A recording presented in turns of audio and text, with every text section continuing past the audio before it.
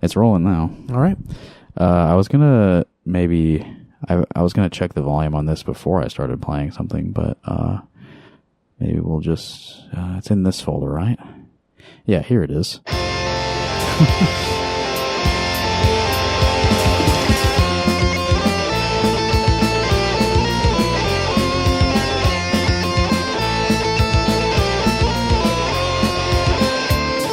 Okay. Rock Hard Caucus episode 251. We are right on the heels of what was a very monumental milestone episode. Now it's just a regular ass episode. Yeah. Although it is a special day. It's a special day for us. They're all special. Every podcast is special. Yeah, we are, of course, giving every podcast our all. Not to imply that we don't care a whole lot about every single episode we produce of the show. But today is a special episode because we are together. We're sitting on a couch together, which doesn't always happen. Yeah, it does not. It doesn't happen very often, really. No, it doesn't. Maybe a dozen episodes? I don't know. I haven't been keeping track of that statistic. Yeah. That's not a part of the surprising. spreadsheet. Justin has extensive documentation of the podcast. Yeah, but I don't have a field for that in the spreadsheet. I could go back and figure it out probably, but I don't know how important that is. But yeah, the thing is that like you and me less so are like probably the only people who would even have any interest in those statistics. Yeah. Yeah, that's true. I keep track of like I put the total time of each episode, and then I have a running total. Yeah, I know. I know you've posted like, I've recorded this many hours of content. Yeah. Content. This is content. Yeah. You've recorded this many hours of content in a particular year. It's always a lot. Yes, that's it's a right. high number. That's right. It's usually we've at least, it's like multiple days of your life. Yeah, we've been getting more consistent and more efficient with how we make these things happen. So yeah, I break records each year. I look back at my every podcast is a broken record. This is the legacy we're leaving behind. Yeah.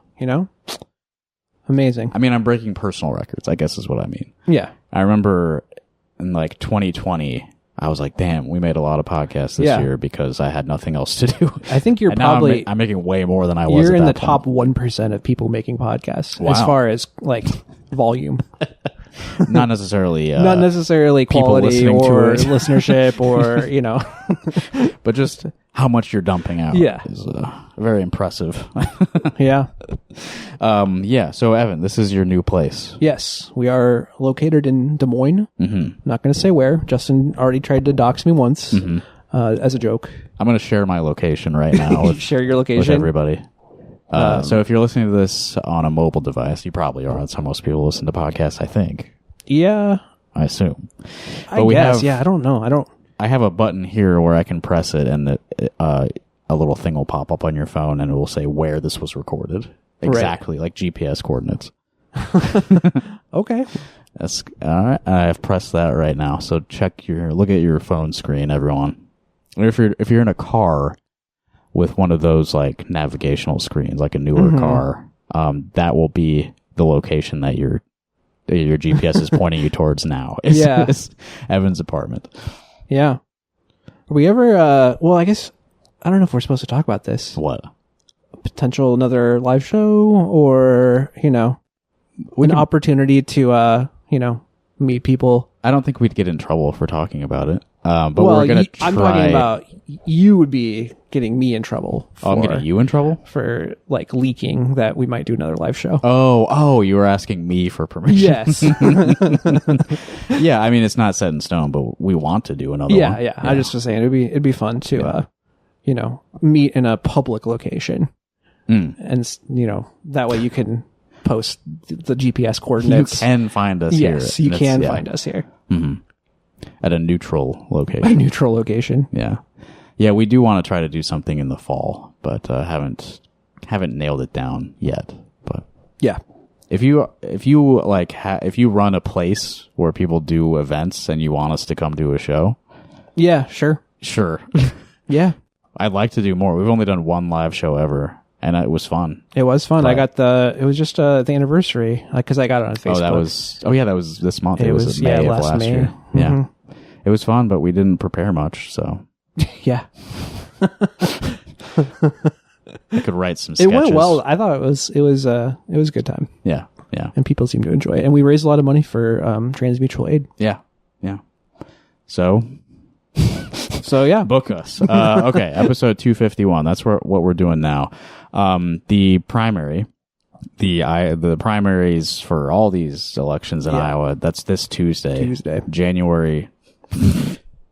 January, June 2nd. Starts with a J. At least. All those J months just run together for me. I just realized I don't know where my polling location is. Well, you just moved. Yeah, I was going to ask if you'd voted yet because no, I should have. Early voted, but no, I'm just going to have to show up in person and be like, I need to update my registration. Mm-hmm. That'll be an easy time. There's no complications at all. Paul Pate has made it easy and simple and inviting for everyone to register to vote. We'll see. Yeah, I don't. I guess I just assumed that it wouldn't be any different than any other year that I've gone to vote, but I don't know. Maybe there's. You did just move, so I don't know if that'll complicate things. Well, I think you just fill out the card, right? I don't know. Okay, well, I'll find out. Have you've received any bills here or anything yet? Yeah. Okay.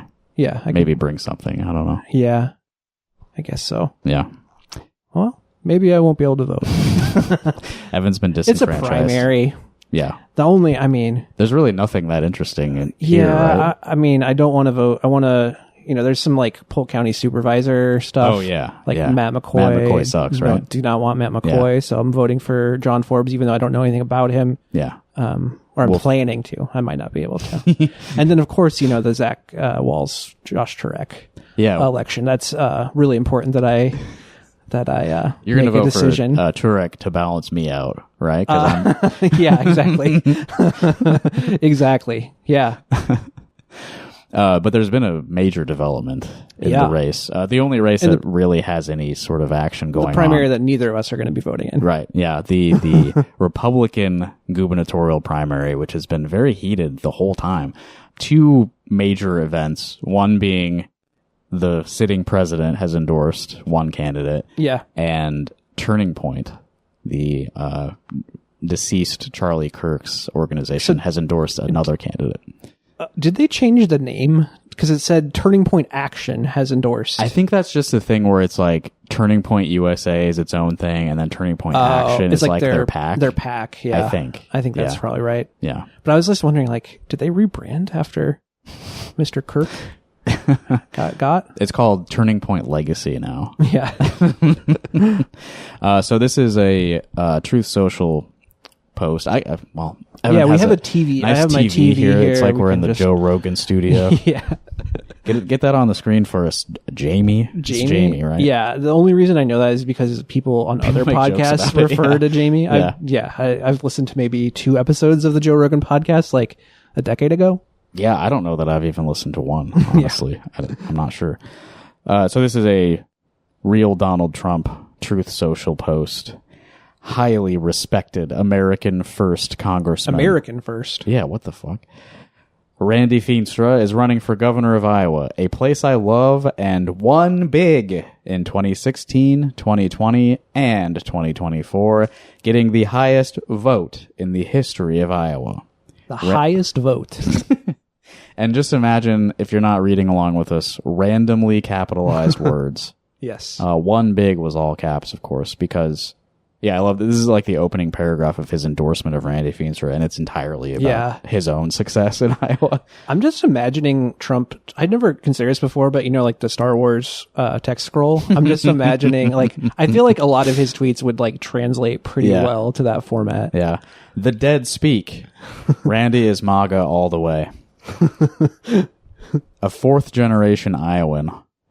So, our friend Dexter always talks about how this is not a good, not a good subject to really, but it's this permeates all politics in Iowa. It's how many generations has your family been in Iowa?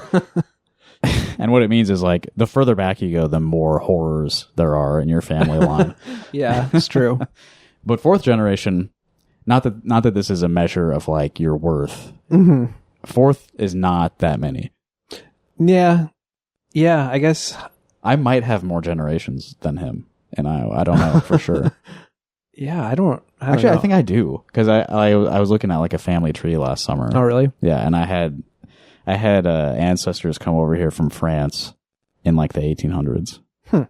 Yeah, I have no idea, honestly. I don't know where it came from. Actually, my at least one side of my family is more Missouri than Iowa, which is not good. It's a little shameful, yeah. Yeah, I'd rather be from Iowa than Missouri, to be honest. A fourth-generation Iowan, successful businessman, former treasurer of Sioux County, state senator, and now as a distinguished U.S. congressman, Randy has delivered strong results for the Hawkeye State.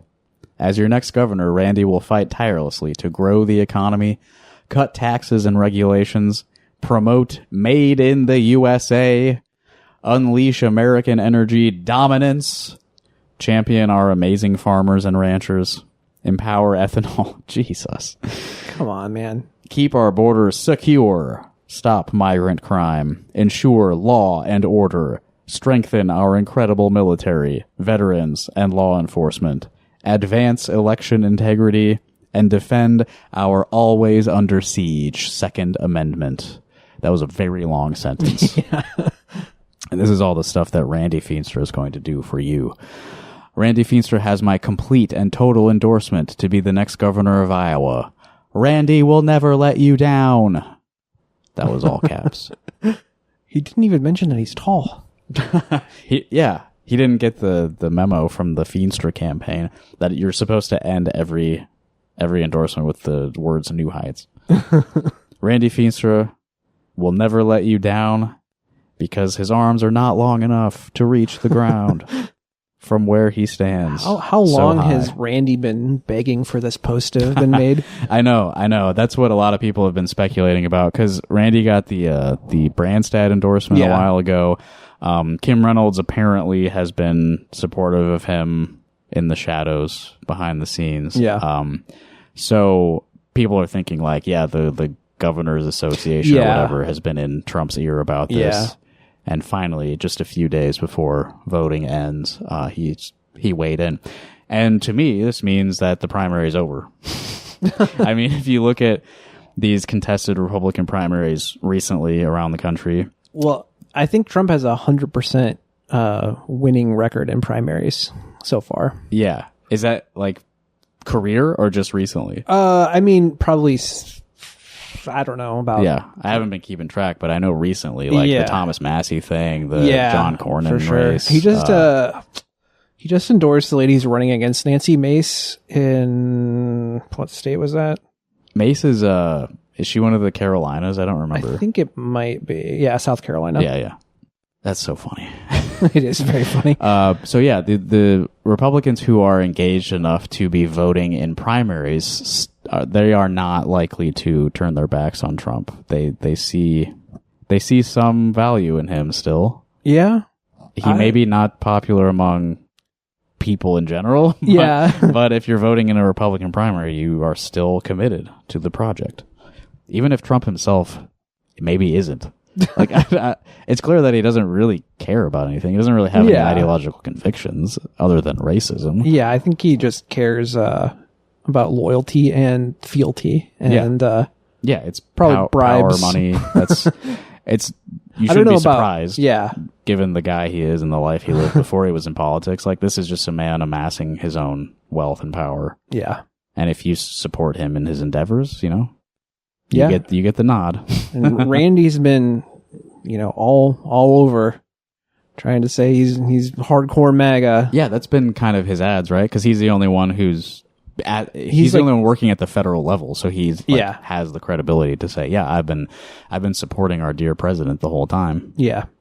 As opposed to what Brad Sherman, one of his primary opponents, his recent advertisements are like, as it says here, I'm the only candidate that stood by and endorsed Donald J. Trump. Well, that is, I think Randy was a DeSantis backer in 2024. Oh, really? Yeah. Yeah.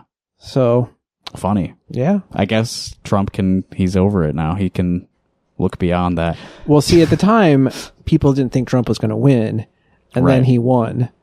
And so things changed, I suppose. Yeah. Yeah. But Sherman, yeah, he was early in 2024. He was like, yep, Trump's still the guy. And in some ways, I mean, that means that he's smart. Yeah. But it doesn't seem to have helped him at all in his, fourth or fifth place in the current primary. Yeah. So it seems to be down to Feenstra and Lon now. They're the only ones getting any traction at all, and it's probably over now. Yeah, I've seen people telling like Adam Steen and Brad Sherman and Eddie Andrews to drop out. I mean, they've been telling Eddie Andrews to drop out for a while for various reasons. Yeah. But yeah, I think Adam Steen has lost all momentum, and Zach Lawn Lane has like a shit ton of money. Yeah, he's got the personal wealth propping him up. Do you want to check out some of the... Well, let me read this actually Iowa Standard article. This one's probably pretty good. I keep like refreshing the Iowa Standard page because that those people are fucking mad that this happened. And they're going to eat each other alive. Yeah. Like, here, I'm just going to read it. This is a letter to the editor of the Iowa Standard. Trump has betrayed the grassroots of Iowa in the primary. Dear Iowa Republican primary voters, let's be clear. There's a lot of ellipses in this also. Trump is betraying his base. His endorsements, especially in an Iowa Republican primary, are not taking out rhino candidates. Carlin, Andrews, Sherman, Lon, and Steen.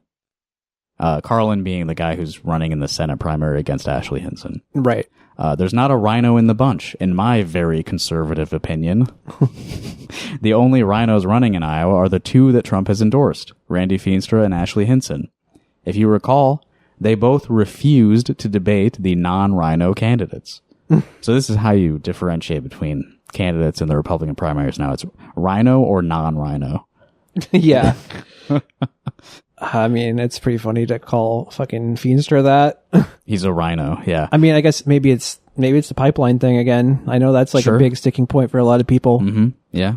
But it's also like you said, he's in federal office already. So like you can point at things that, you didn't agree with the vote. Yeah. And you can't do that for like anyone else on that list. I think I saw another post somewhere. It might be in like one of these Facebook links I put in the notes. But I mean, Feenstra is like a fully MAGA guy. Like, he just is not really engaged with the base in Iowa at all. Also, doesn't go to debates, doesn't really hold. Trump also endorsed Mariannette Miller Meeks. Oh yeah, that's missing here. Who is also not, she's in danger, I think. Yeah, David Pouch it's kind of the same situation as the like Henson versus Carlin thing is like a little bit further right, like white guy, basically. Is I mean, I think she'll probably win the primary, but I mean, like, she. Oh, you mean she might not? She might, She lost so many. She's lost so many elections. It's got to be like a return to the trend. It doesn't even phase her. Yeah, like it's fine. Like it's not going to hurt her. She's got to revert to the trend at some point of losing elections. Yeah, and it would be funny if I interviewed Travis Terrell last week on the show. He's running in the primary against Christina Bohannon. So one of them is going to face probably Mariannette Miller Meeks, maybe David Pouch if he happens to pull this off. So it's probably going to be Christina Bohannon. Yeah. And when I say probably, I mean, I think like 100%. Yeah, it is going to be her. But she's already lost to Miller Meeks twice. Yeah. So it would be like an appropriate sort of for sure. Come up. It's like a mirror. Yeah, for Miller Meeks to lose to somebody after the third try. Yeah. That's, persistence is the game in Iowa's what's now the first district is like you keep running and losing and then eventually you win. Yeah. That's how it works in my neck of the woods. Yeah, I wonder, like, that seems like that's an interesting Senate or House seat, like, I don't know. I would be surprised if that was like, there's other races in other states that were like that same pattern. Yeah. Loser wins. Because you have to win a primary to lose in the general, right? Yeah. So like, you just keep dominating the primaries and then never actually win the seat. Yeah. There's got to be like a collection of these people who like do well in primaries and never win elections. I guess there's probably other examples of it just because, how much of this is just dictated by who has money and connections. Yeah. And there's probably like safe red districts where like there's only one person willing to run. Yeah. As a Dem. I mean, Ryan Melton could have become one of those guys too, Yeah, that's true. Yeah.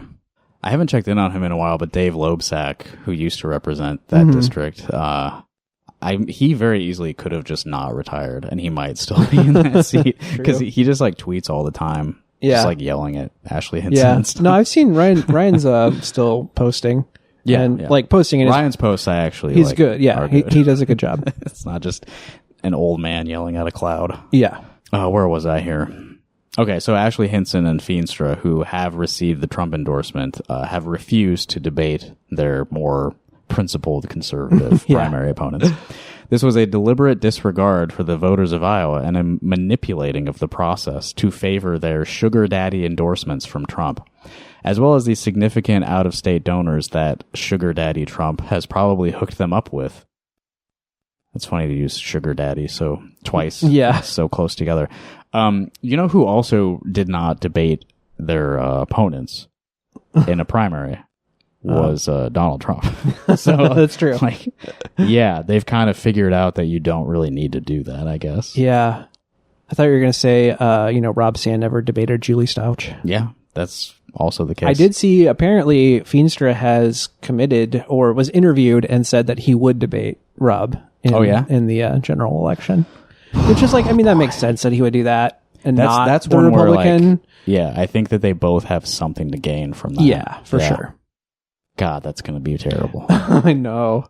Well, yeah, I mean, I do agree. I think that this Trump endorsement will probably push Feenstra over the line just because I think there's just a lot of people who are just going to be like, whatever. Yeah. Well, in the split field, you have to get 35%. Yeah. And like, he can do that with the Trump endorsement. As craven for and sure. ridiculous as like the Republican Party is, I don't think that the people posting on the Iowa Standard Facebook page are necessarily representative. They're not, but they're very mad right now. They are very mad. So that's why I'm reading their stuff. It's going to be funny. And especially like, someone commented on our Patreon about how the rules for if no one in the Republican primary meets the 35% threshold, that it goes to just like a floor vote. Right. So like, and there's a lot of delegates. Those delegates are probably more representative of Iowa Standard Facebook commenters. Yeah, they're like the most, they have the most time and they're the most engaged in this shit. Yeah. Trump will own their vote, or he will take them out at all costs, like Thomas Massie.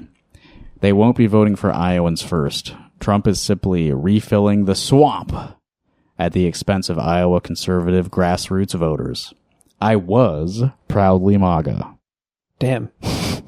I haven't changed my values. Of course not. Fuck that. Trump has changed what MAGA is. Trump is has he? Yeah, I don't know. Like, I think that you just thought it, I don't know, you thought that Trump like actually represented something. Yeah, for real. When Trump represents like, I have the money and like the recognition to be able to get into politics and succeed. Yeah. And it turns out I like having this power. I can get away with a lot of stuff if I'm the president. Yeah. This guy really thought that he loved America. He's like, he really does want to make America great again. And I would feel bad for someone like this. No. But no. The reason you were into this is because you're a bad person. Yeah. I haven't changed my values. I am still a bad person. Yeah.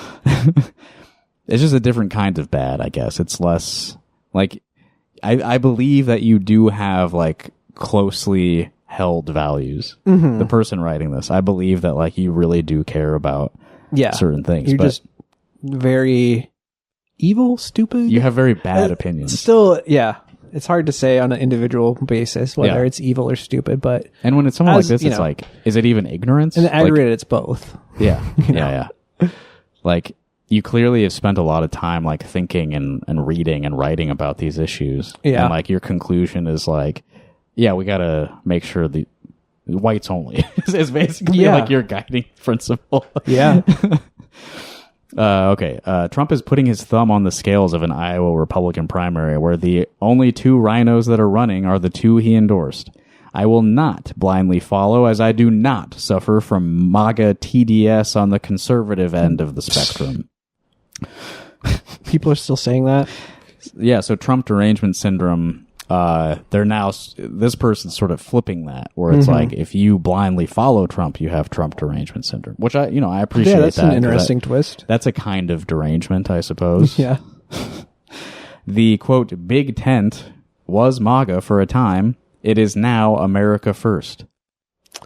It's fucking is this a meaningful Nick Fuentes? Oh yeah, is this a meaningful distinction? Like, I mean, it is. Like, I think that is like often the distinction is like, are you like full white supremacist or are you like a cloaked white supremacist? Right. So I guess is that the distinction they're making, is like America first is like one step further. Yeah.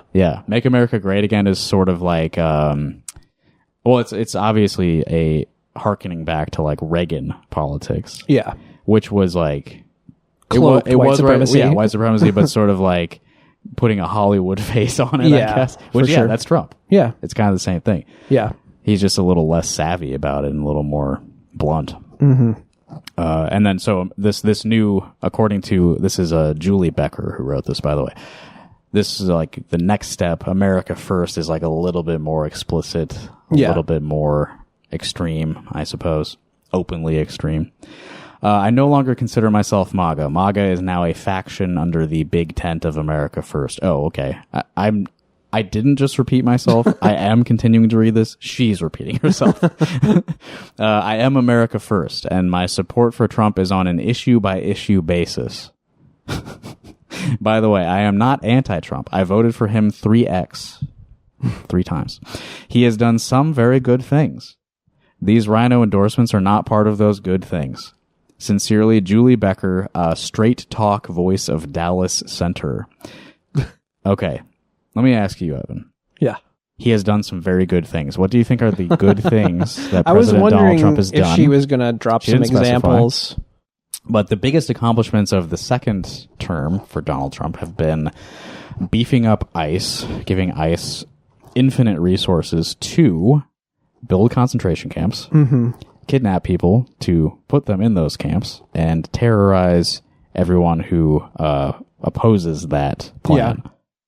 That's like the biggest impact that I think the president has had this term. Yeah, well, also, I mean, just like the acceleration of like dismantling of like all American public institutions. Sure, the kind of Doge thing. I would say the Iran war, probably. Yes, number of course, 3. Of course. So those, all really great things, very good things that we've accomplished over the past couple of years. 2 very good things. So yeah, her support for Trump is on an issue by issue basis. So what do you think are the issues that she maybe is not aligned with the president on? Yeah, I don't know. Pedophilia, perhaps? Yeah. I don't know. Are they even talking about that anymore? It's kind of blown over. I do think that was like a central reason that Thomas Massey lost his primary. Yeah, it is. Because he wouldn't shut up. He wouldn't shut up about it, and he was like voting to, voting to release the files. Yeah. Honestly, like maybe even more than Massey's like Iran war votes. Like the Epstein thing was a deciding factor. Yeah. Because that had, honestly, I think that had more traction among both like members of Congress and the Republican base, the Epstein stuff, than not going to war for Israel has. Yeah. There is like a hardcore in the Republican grassroots who are like, don't send us to war. Don't do Israel's bidding. They have maybe some less savory motivations for that. Yeah, for sure. Yeah. But in general, there's really there's no base for like anti-war on the right. They don't care about that. But they were pretending to care about pedophilia for a number of years there. Yeah. Perhaps as a smokescreen for their own proclivities. I don't know. Perhaps. I don't know. Yeah. So, you know what? Can we, there's an attack ad that Feenstra has out on Zach Lawn now. I don't know if you checked that out already. I did, yeah. It's very short. It is. So let me play it real quick for the listeners here. It won't take long. Zach Lane says he represents Iowa values, but Lane invested $1 million in a sex toy company called Firm Tech. They're even connected with Pornhub, a website hurting marriages and harming children. Zach Lane's phony values end where his profits begin. Okay, unlike President Donald Trump, right. who has zero involvement with like extramarital affairs or anything like that. Or hurting children. Yeah. Yeah, no shit. Oh. There's so much hypocrisy in politics these days. So yeah, Lon was not happy about this. And I think this is even before the endorsements came out. Yeah, this is an article from Radio Iowa from May 28th. Lon says Feenstra's attack ad shows reality of Iowa GOP race for governor. The reality being that, well, it shows the reality. The reality is that you do love sex toys and porn. Yeah. Zach Lon says there's a signal the GOP race for governor is tightening, which it actually was. There was polls that came out like that had maybe yesterday. Lane ahead. Lon. Yeah, he was like a couple percentage points ahead of Feenstra. But again, it was only like 27%, I think, of the respondents were going for Lon, and that's not 35. No. It's tightening. A rival campaign is now running an ad criticizing one of Lon's investments. There's a reason that, we've been enduring attacks by our main opponent.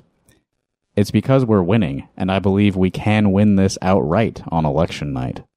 Well, not now. Okay, Randy Feenstra's spokesman said Lon put $1 million in a business selling pornographic products. Well, and was this last week that we talked about this at length? I think so, yeah. At length, get it? Yeah. And these were not pornographic products. No. If you want to use a euphemism, you could say, even discounting the medical benefits of the FirmTech boner counter ring, marital aids, you could call them. That's not pornographic. I believe the intent is that you use this with your spouse. Well, yeah. I mean, you could pair it with pornography if you were so inclined, but I don't think that's not a requirement. Yeah. Of using the product. It's just a sex toy or a boner counter. Just tape a pedometer to your dick. I mean, come on. The Bible says where your treasure is, your heart will be also. Yeah, This is, again, from a spokesman for the Randy Feenstra campaign. I don't even really think that, I think the treasure is not, necessarily, monetary. It's, what you, desire in life, This is your interpretation of the Bible? I think the Bible, the Bible quote, I think they're kind of using it in improper context. That's not directly about, investing it's your It's money not what in a you company. do to make money. It's right. What you care about. Sure. Yeah, let me say that again. The Bible says where your treasure is, your heart will be also. So what they're saying is because he invested his money into the sex toy company, that's what he truly loves. Yeah. Is cock rings. I mean, I do want to know. That's what he values. Does he? He had to have. Did he try it out? Yeah, he had to have. You can't put all that money into it without testing the product. Fuck right? no. Right? Yeah, he had to believe in it. And he spends all that time up in a plane by himself. True.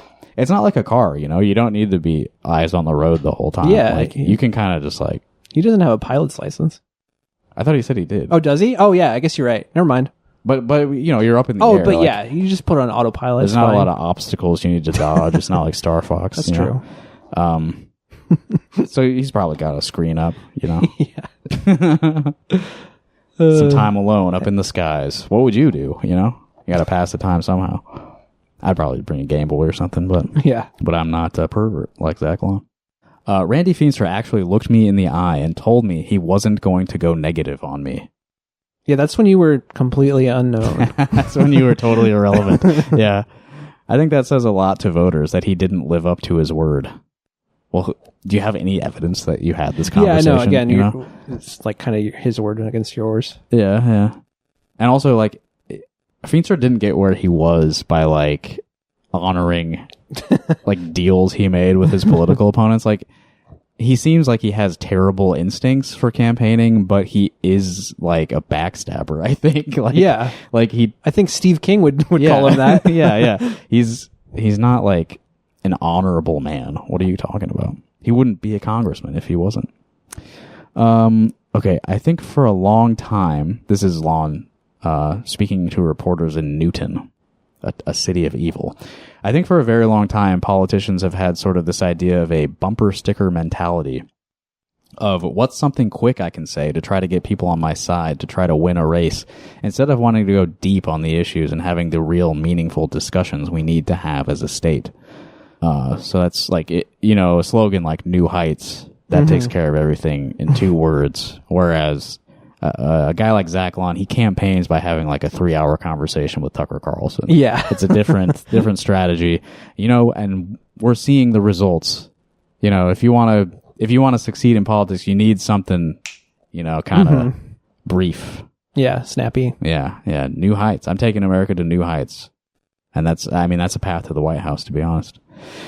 What else do I have from the Lon Feenstra thing? Not much. I think. Oh yeah, you know what? Let me just read another Iowa Standard article. Why not? Because they're so mad about this. Yeah. This was again before the endorsements had come out. Okay, this is another letter to the editor of the Iowa Standard. Voting for Zach Lon with hopes of dream ticket of Lon and Sherman. I've been watching this Iowa governor race since January, and with 5 candidates vying for nomination, I purposely decided to wait until close to the primary to actually decide who to vote for. I love these people.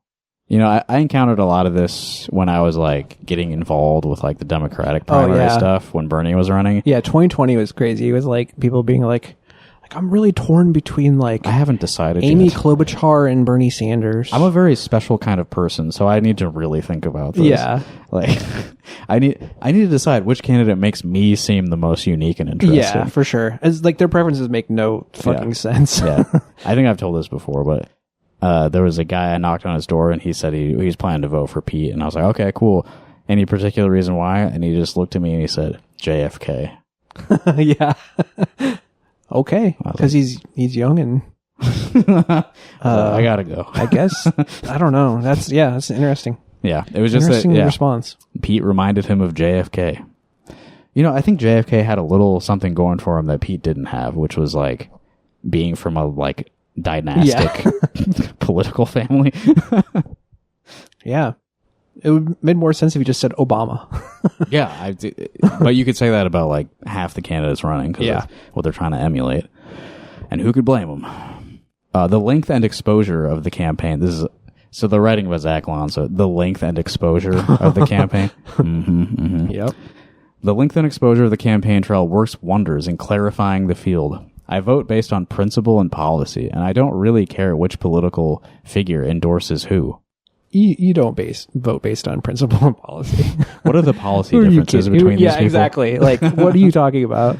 I guess that's why you're having such a hard time deciding, right? Probably. Because this is really more of a personality race than it is a principle and policy race. Yeah, I mean, Lane has, he's doing the Tucker Carlson thing where he's getting, at least he's throwing a little bit of the socialism into the National Socialism project. Yes. Because, and that, I bet, Rob Sand would probably much rather face Feenstra. Yeah, absolutely. Yes. Definitely. He's laughing. He's having a time of his life watching this stuff. That was my first thought. I see the Trump endorsement. I'm like, well, Rob's probably got it now. Like, yeah. It both ends the primary and is a pretty significant weight on the general. Yeah, no matter what happens, really. Either Feenstra wins and it's like a fucking, he sucks. Yeah. They all know he sucks. Yeah. Or like Lane wins and then Trump's endorsement didn't work and there's like MAGA civil war, you know? Right. Yeah, I do wonder how many of these people who are just like rending their garments in the Iowa Standard Facebook comments are like going to vote for Randy anyway. Yeah. They probably will. I don't know. In the general, yeah. Yeah, that's what I mean. Yeah, and then, I don't know, maybe if Lane wins, they'll all just, hold hands and sing, and they'll forget all past, all the fights they had. First, I know exactly 0 voters who plan to support Feenstra in June. Most educated voters know that Iowa has never, I repeat, never, voted for a former or sitting Republican U.S. congressman into the governor's office. Okay. We haven't even had that many governors. Yeah. We keep them around for a long time, so we don't have a lot of test cases for this. Yeah. Well, it is, I don't know. I think generally, like, people with executive experience are, more likely to run for governor. Right. It is a different job. It's like a different category of job. Yeah, sure. So I would probably, Yeah. And it won't happen with the rightly and stunningly low view most voters hold of Congress right now. See, I don't know that this is a great point because nobody ever likes Congress, right? Yeah, they always have, and it's always like I would numbers. be curious to see what Feenstra's approval rating is among people in the 4th district. Like, and yet it's probably like higher than Trump's. yeah, but he hasn't struggled with re-election either. Yeah. Look at Feenstra's voting record, and you will see why he has a lame and lousy. This is what I alluded to this earlier. A lame and lousy 79% or C score on the Conservative Review Liberty scorecard. We must choose better. Okay, well, here's the thing, is that all these other candidates do not have a grade at all on the Conservative Review Liberty scorecard. Also, 79%. Yeah, I was going to say, like, a C plus. I mean, yeah, it's almost a B minus. It's pretty close to a B. Yeah. Yeah. And, again, the president has endorsed him, despite C. C's get degrees, in this case, presidential endorsements. True. Second, I have met all these candidates and talked with them. With that said, I have gone back and forth between 2 candidates in this race for a long time. I've seen Brad Sherman at GOP conventions for years. I know what he believes, and he is definitely a grassroots conservative. I appreciate and share in his fundamental convictions, and that's all you have to say about Brad, okay? The selling point there is, you've seen me a lot. Yeah. I've been around for a while. And again, Brad polling 4th or 5th place consistently. So having been the guy that they see at conventions for years, unfortunately, did not translate. At the same time, I couldn't help noticing Zach Lawn. At first, I thought since he had no political office experience, he probably wouldn't go very far, despite seeming like a wonderful candidate. I wonder if, in the course of this paragraph, they're going to figure out why he succeeded. But as I've watched the race, his crowds are getting bigger. He's gaining momentum against Feenstra, and most importantly, he's stating convictions and sharing a vision that no other candidate is as knowledgeable on and experienced with. I love watching primaries with a late breaker who shakes up the race in the last few weeks. It's so fun. Yeah, I mean... He's put in the hard work and actually shows up to the people to answer questions, unlike Feenstra. Zach will stay at his events for as long as people want to talk to him. Not all candidates do that, but voters notice. I've learned more Iowa history listening to his campaign speeches than I ever did in school. That's not great. It's not a great thing to be admitting in your Iowa Standard post. I'm just skimming the rest of this. We don't need to read this person's like effusive Zach Lawn praise, but it doesn't seem like they really figured out the reason that Zach has succeeded and had sort of a late breaker is like the millions of dollars, right? Yeah. It's money. Yeah, it's money. I mean, they do mention basically all of the things they mention is losing 10,000 family farms, our definition of success, does shuttering the small businesses down Main Street to Dollar General and big box conglomerate stores mean success? Does pesticide and contaminant filled drinking water look like success? Like, that is definitely like the only thing that really distinguishes Zach Lane as far as like policies is he does talk about the water pollution. He does talk about like, you know, over corporatization. Like he's like, right. Like I said, he's Bernie Sanders basically. No difference. No difference whatsoever. Yeah. There's like, he succeeded at selling these ideas to the right because it's like, well, what are you going to leave behind for your white children? Yeah. if the land and the water is poisoned, if these big industries have taken over and like bought up everything and stolen them away from the family farmers, what's going to be left for us? Yeah. Well, not us, but you lowly white people. Yeah. And yeah, so that would be an interesting like Rob Sand versus Zach Lawn thing. It would be interesting because I'm curious to see, like, especially on the water quality thing. I think that's a pretty big deal. I think a lot of people, like, regardless of political affiliation, are like, it's very in the public consciousness, you know. And I don't know, Rob Sand's water quality campaign or like policies that he's put out are like pretty fucking weak. Yeah, he doesn't want to tip the boat. I don't know if Zach Lane would go further, but I don't know if there's that much of a distinction. No, he it's has basically a little like, bit. we need to give more money to farmers in the form of tax credits to incentivize them to not pollute. Yeah, let me just remind everyone. Which has worked great. It's a phenomenal idea. Yeah. No drawbacks. Yeah, remind everybody, the actual most impactful race happening right now is the Secretary of Agriculture race. Yeah. If we can get Chris Jones in there and knock out Mike Naig, like, even if Chris can't, like, really get policy shifted enough, like, that will cause some kind of shockwave in, like, the state of how Iowa works right now. I saw Mike Naig got a big funding boost from some, like, Republican-aligned like PAC or something. Yeah, I can't remember the details, but there's a lot of money. I mean, it kind of makes you think, that's maybe why Zach Lane isn't getting traction among the establishment. Sure, among the grassroots instead. Yeah, he's going to rock the boat a little too much when it comes to this. Like, and he's self-funded, so like they can't. Yeah. There's people not that much they can do. There's people with a lot on the line who want things to stay like this because this is like how they've amassed their great wealth.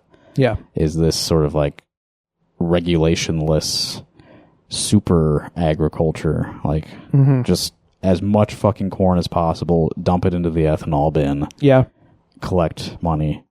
Concentrate those damn animals.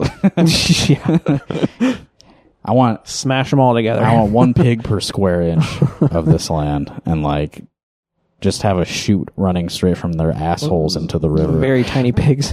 You're not going to get a big, nice ham out of that. Stack them. You're not going to get much bacon. Stack the pigs. Pig. We've genetically engineered a pig that is actually 2 pigs on top of each other. I think they've been working towards that for a while. 1 brain, 2 pigs. More meat. Half a brain, ideally. Yeah. Give them fewer legs. Half the brain, twice the meat. Can we fit more meat into the skull, perhaps? That could make a good hot dog. Yeah, I hear pigs are pretty smart. So like, make them less. Make them dumber. Yeah, we can't have make their brains mass smaller in relation to the rest of their body. If they get too smart, I mean, we have set up the conditions for a swine revolt.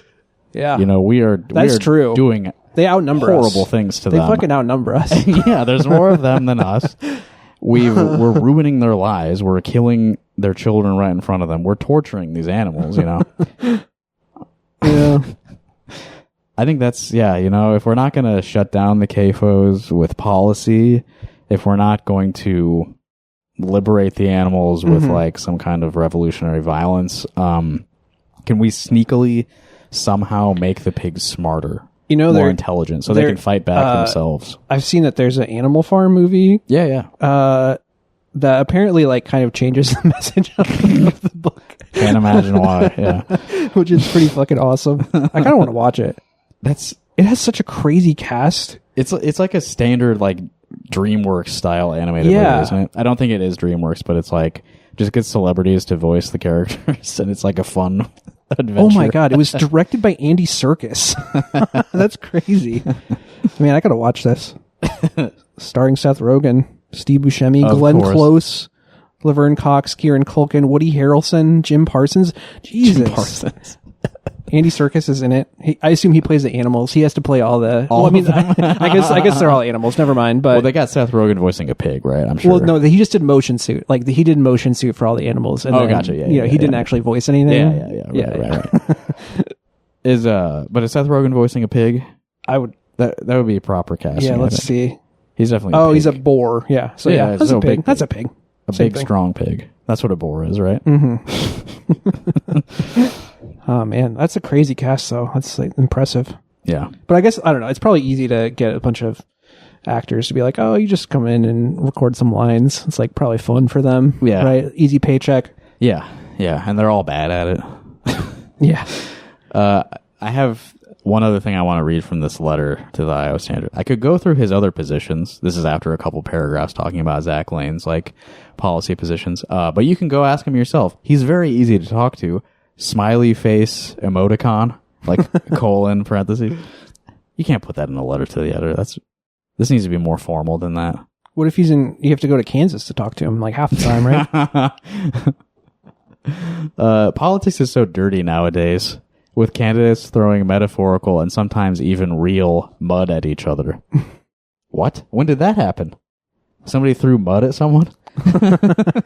I missed that. That's a fun story. Unfortunately, they didn't link to it. Like, you know, sometimes in a news, like a letter, they'll like link the relevant thing that's being referenced. I want to know who was throwing mud. Yeah. Literal mud throwing. That was written by H.L. from Cedar Falls. That's funny. Let's win this and make Iowa great again. And then like 5 minutes later. It was written by H.L. Mencken.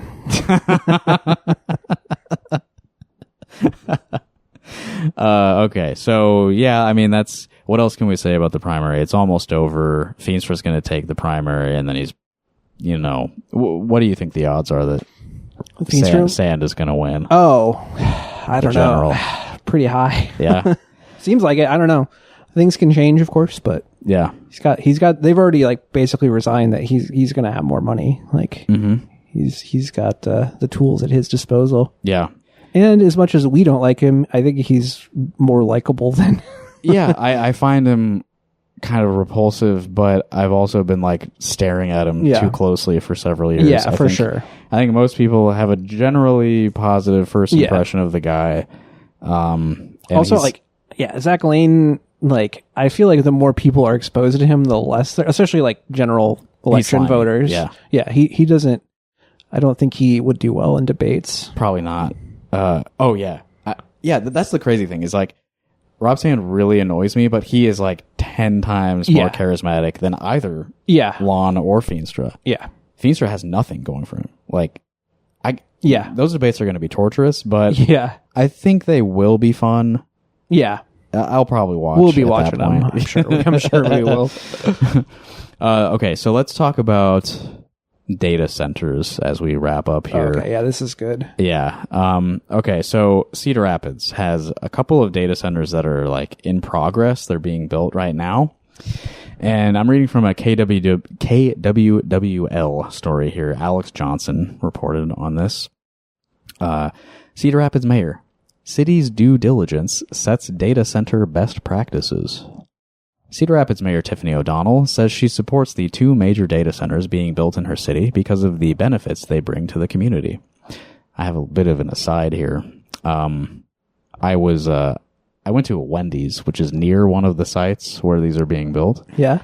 And a couple of guys who were like on the construction team building this thing, they came into the Wendy's and they get discounts. It's like, you are making so much more money than me. Wow. And this Wendy's is giving you a discount. Well, Wendy's is not doing well right now from what I hear. So apparently they're closing a bunch of Wendy's locations. Uh-oh. So apparently they're just trying to get foot traffic. Sure. Yeah. That just seemed unfair to me. Like, data center construction guys are getting a discount at Wendy's. Well, those are the jobs, those are the jobs that the data centers are supporting. Temporary. I mean, they're probably. Yes. I would hope they're union jobs. Possibly, maybe not. I really don't know. I don't know about that. But yeah, they'll be once the shit's built, then yeah, on to the next. Man, I can't wait until those things get abandoned and we just raid them for parts. 2 of the biggest data centers in Iowa are currently being built in Cedar Rapids by Google and QTS. The Google data center, located north of the Eastern Iowa Airport, was already in the works before O'Donnell became mayor in 2022. The QTS data center followed shortly after she was sworn in. All right. Here's some quotes here. I don't know where this was. She was like giving a speech somewhere. I believe that the projects we have in Cedar Rapids really align with who we are as a city that has embraced innovation for generations, O'Donnell said. The city of Cedar Rapids, Iowa, has embraced innovations for generations. What do they mean? Yeah. It's like Rockwell Collins. Yeah. I guess. Innovative, weapons. Building missiles and airplanes. We basically enabled flight. While O'Donnell is not a blanket supporter of all data centers, she says the ones in Cedar Rapids work for the city. She credits extensive planning and research before approving the projects. So I don't support all data centers. I just support the ones that I have the power to do anything about. Yeah. Not that the Cedar Rapids mayor is a very powerful position, but I'm a supporter of the data centers that are being built and are underway in Cedar Rapids, O'Donnell said, knowing the incredible due diligence that we did as a city to make sure that we had the capacity to have these projects. We've referred to these a couple times on our show before when like news stories come out about them. For example, them like stealing a bunch of water. Yeah. Like being cited for like water theft, tapping into wells they weren't supposed to have access to and stuff. I don't know. I don't know enough about it to comment, but I've seen a lot of people arguing about the water stuff and being like, oh, it's like a closed loop system. But then I feel like in a lot of cases that might be a little misleading. Yeah. I don't necessarily need like 100% true facts on all of this. Right. Well, also like the fact they're like reopening the Palo plant and all of that just so they can run a data center. It's very obviously wrong to me to allow like huge, powerful tech companies to just like for sure take up a bunch of resources in small towns. You can put aside the water and and also just like the benefits they're talking about are just so fucking minimal. The benefits are for the companies building them. They're not for the fucking public. They wouldn't be doing it otherwise. Yeah. And like what there's gonna like most of them are like they're like designed to not need that many workers. Yeah. And how many times do you have to fall for shit like this? Like it's never like it's not a benefit to you to fundamentally any company offering you like a job is doing it to exploit your surplus labor. Yeah. You know, I hate to beat a dead horse and be a broken record here, but like, I mean, I know that there's not much you can do about it as like a city or like a person, but like this is a fundamental issue of capitalism, just the way everything's organized right now. This shit that we've inherited. Yeah. So you can like pretend that Google building a data center in your community is going to like benefit everybody around you, but that's like you have to pretend. You have to look away from like the horrors of capitalism. Yeah. Or you just like are angry all the time. You just like, I don't know. I guess I'm a model of like constantly being aware of this shit and not killing yourself. Yeah, same. I mean, that's why we're podcasters. Like, you just we've talked about, you know, you just plug away at it. You just like, you talk to people. You like, hey, we all recognize this, right? And then you just sort of, I don't know, you just slowly build up some like mass consciousness and like do little bits of things here and there. Like, hey, we can unionize this workplace. We can form a tenants union. We can like buy propane tanks for people living outside. There's like little projects that like alleviate you gotta remain, you gotta have some optimism. By the way, have you seen I Love Boosters yet? No, I haven't. Did you see it? Yeah, we went and saw it. It's pretty good. I still haven't watched it. And it gives you some nice optimism. I don't know how, realistic the optimism is, but it's good. Like the message is good, and it's definitely something that resonates with me. So I've seen a lot of people talking shit about it. It's like, really? It's like it's too didactic. It's like you're watching a fucking movie, dude. Yeah. That's like an interesting. It's got Eric Andre in it. It's an interesting needle that Boots Riley tries to thread, where it's like he doesn't really compromise on his beliefs, but he is also like to get a movie made in theaters, you have to like but he never really shies away from like saying the shit that needs to be said. It's I don't know. He's in a hard spot, just like everyone else.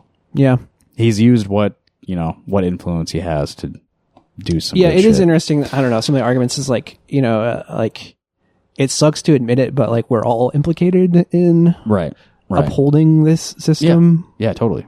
Yeah. Obviously, there's degrees to it. Yeah. And I can understand why some people are distasteful or find it distasteful. Yeah. But I don't know. I can't hate too much. Yeah, it's hard. Nobody's turned it around yet, so I don't know. Yeah, true. I feel like we're getting a little bit adrift from the data center thing, but it is just like the latest symptom of this like bullshit. Like there's just a big scam that pulls everyone in. It's just extracting resources from the land that people live on and like the water that we use to drink and bathe, and the labor gets sucked into there for a temporary amount of time, trying to sell you like, to if you all want this project, it'll look at all the wealth you'll generate for yourselves. It's not all going to go to Google, right? Yeah. But you know, zoom out. It's like, this shit's not going to last. The AI thing's not working. It's not economically viable. I mean, with all of these AI companies changing their their payment structure, like that's already, it doesn't seem like it's obviously not sustainable. It's obviously none of this is sustainable in a long enough term. Exactly. Again, it's the latest symptom of this fucking cycle. Yeah. Like, we figured out the new way to make it all work. Yeah. And it works for a handful of people. Yeah. There's always a handful of people who like suck up all the riches, and then it collapses. People fucking lose their homes. Yeah. Die, starve, kill themselves from all the stress. Yeah. Let's hear from the mayor, though. Yeah, I want to hear these Tiffany O'Donnell clips are pretty fucking amazing. So, according to her, let's hear her side of it. Let's hear their side of it. This is like what's going on right now. This is where the economy's headed. This is where technology is headed. Like, do you want to be left behind? Do you not want your city to be part of the next wave? Yeah. So, okay, we can hear from her directly, whatever this speech was. And thank you to our friend Greg for sending these directly to me. This is on the KCRG Instagram, and I didn't look any deeper to get like the full clip, but Cedar Rapids Mayor Tiffany O'Donnell. These projects align with who we've been, who we are, and frankly, who we must be. And for those who question the presence of data centers in Cedar Rapids, I will ask you this.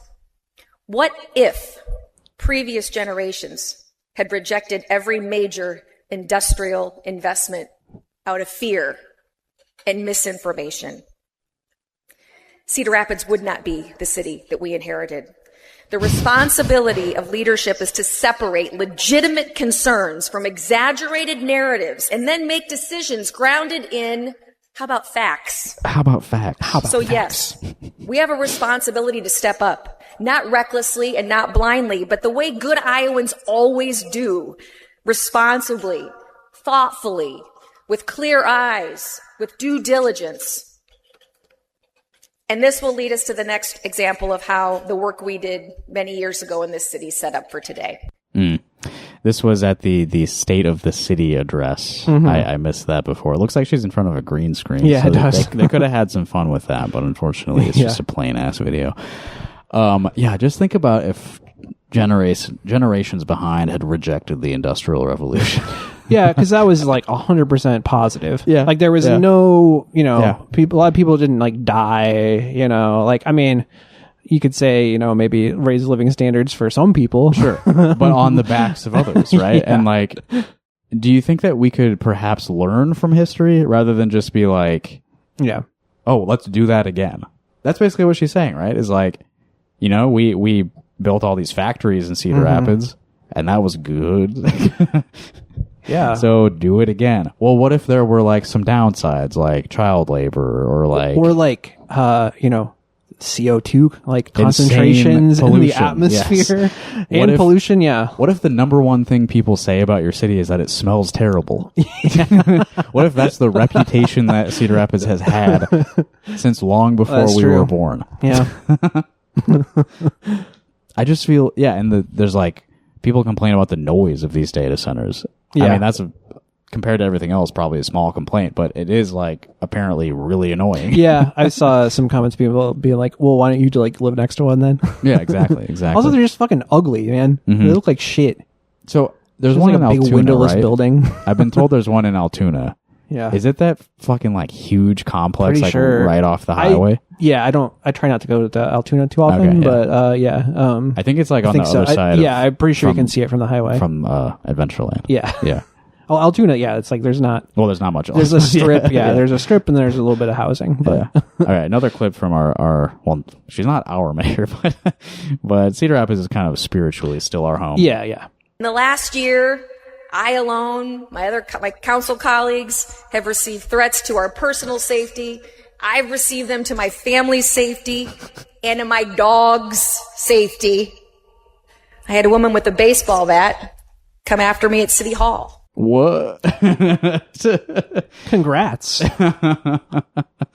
Isn't that I don't know. I don't want to just immediately discount that, but yeah, the way she said it though, I mean, like, how seriously are we supposed to take that? Because it doesn't seem like you are taking it seriously, and you are the one who is supposedly being threatened. Yeah. Like, I don't doubt that, like, you know, she's probably had unpleasant encounters with people, but like, the way she's talking about it does not make me doesn't make it seem like she felt like she was actually in danger. Yeah. Somebody came after you with a baseball bat?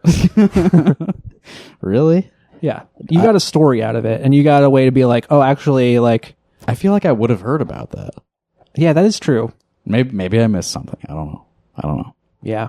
I'll be explicit. Don't send death threats to elected officials, okay? Doesn't do anything. In fact, if anything, it's like, if, you know, she's using it to her advantage. It gives them this like persecution complex. Yeah. Where they're like, nothing I do is wrong because I've been threatened. Mm-hmm. Yeah. It's not the way to stop the data centers. Don't threaten the mayor's dog. Yeah.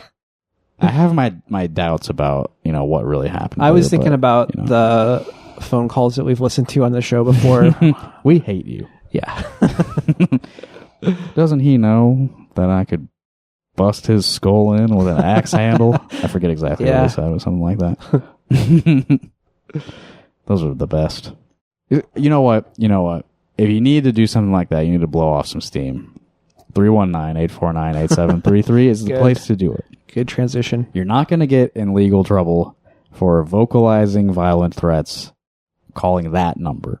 319-849-8733. Let that be a pressure valve for you. And try to do something more productive to take care of, you know, the real issues. And now we're going to get like an actual, like, actionable threat.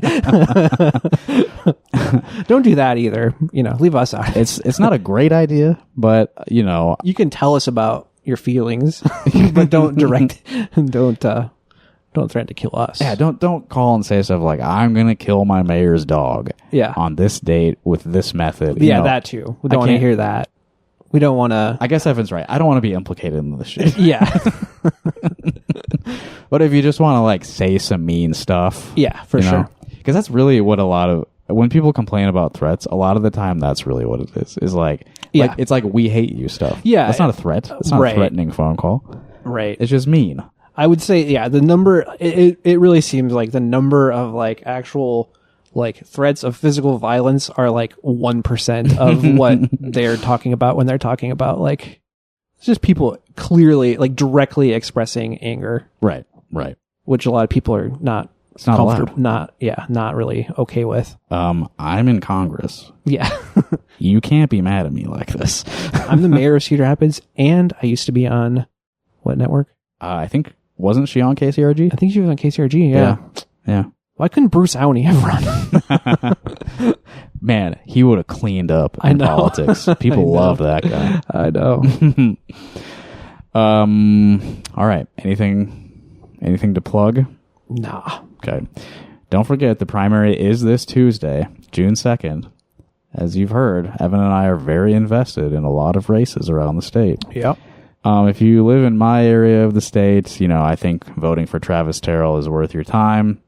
I don't have high hopes for that. Mm-hmm. You know, he's up against an opponent with a lot of institutional backing, a lot of outside money. And he is, as we discussed, just some guy. That's true. But he's a guy who has strong convictions that a lot of you are going to agree with. So, and hey, you know, if you're in my neck of the woods, you can write in Xavier Kerrigan. Yeah. Who, as far as we know, is pretty good. Yeah, he seems chill. Sorry, Xavier, that we didn't get a chance to have you on the show, but you know, we got other stuff taking up our time. Yeah. Vote for Chris Jones. He doesn't have any primary opponents, but I think a good showing in the primary, you know, would be a nice little gift to him, and he deserves that. Of course, vote for Zach Walz, the progressive champion in the Senate race. It really matters which one you vote for. It really matters. It's important that you vote for one of them. Yeah, he is entirely sincere when he takes up this like banner of like the anti-Schumer, the insurgent left of the Democratic Party. I just Party. laugh every time I see a post by someone who's like really on one side or the other on that. Yeah. It's like, damn. Yeah. You are very different from from what Zach Walz is what not we see. a phony. Yeah.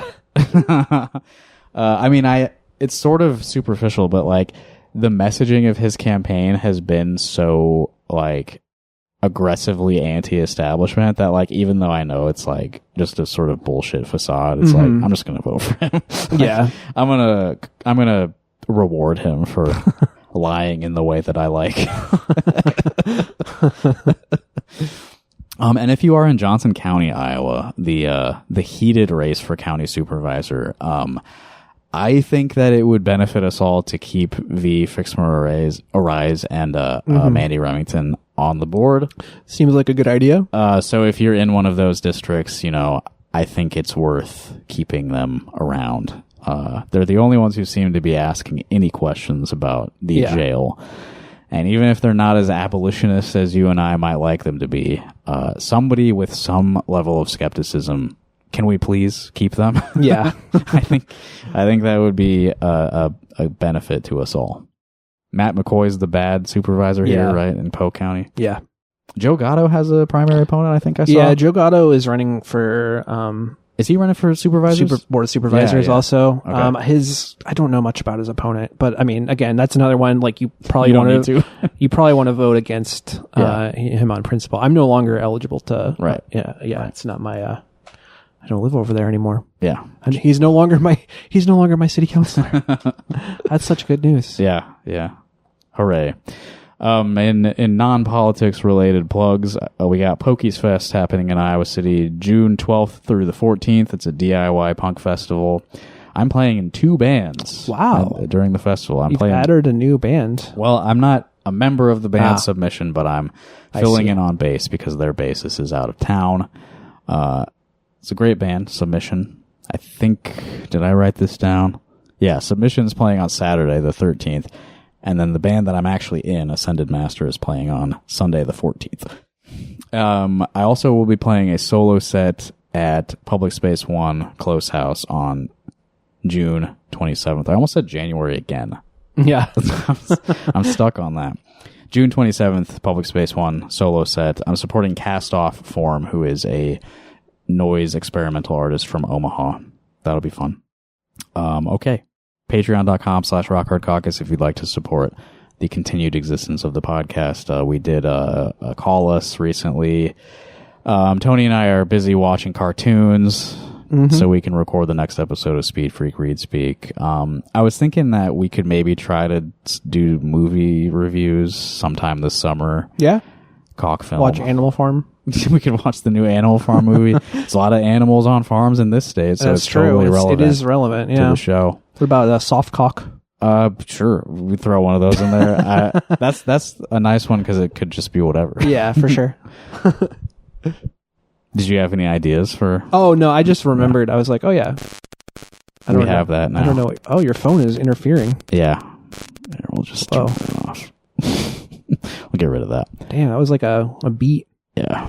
I don't know if that's even going to come through in the recording. Yeah, it's probably not. Yeah. Anyway, we're going to close out with some music from Submission, that band that I'm subbing in on bass. You're subbing in Submission? Yeah, that's right. Nice. I'm a Submission sub. Hell yeah. And I played them on the show like a couple weeks ago too as closing music, but in the course of learning the bass lines, I have this thing where like when I'm learning music, it just repeats in my mind day and night. So like this bass line has just been playing in my head like while I sleep. I think that's like how my mind like learns music and memorizes stuff. It's it's involuntary. Wow. I just like learn the bass line and then it just plays until it's like I'll never forget it. Yeah, you're so much more talented than me. I mean, I haven't really seriously tried to play music for a long time, but I was never good at it. It's just part of some people's brains are part just of how I'm wired, I guess. So, Years of Lead by Submission. I really like this one, and I'm sure you will too. And you can come see us at Pokies Fest, the middle of June. Good luck out there, everyone, as this primary draws to a close. I know it's been a bloody battle for all of us. We love electoralism. Yes. It's our favorite. Everybody get out there and win. Everybody.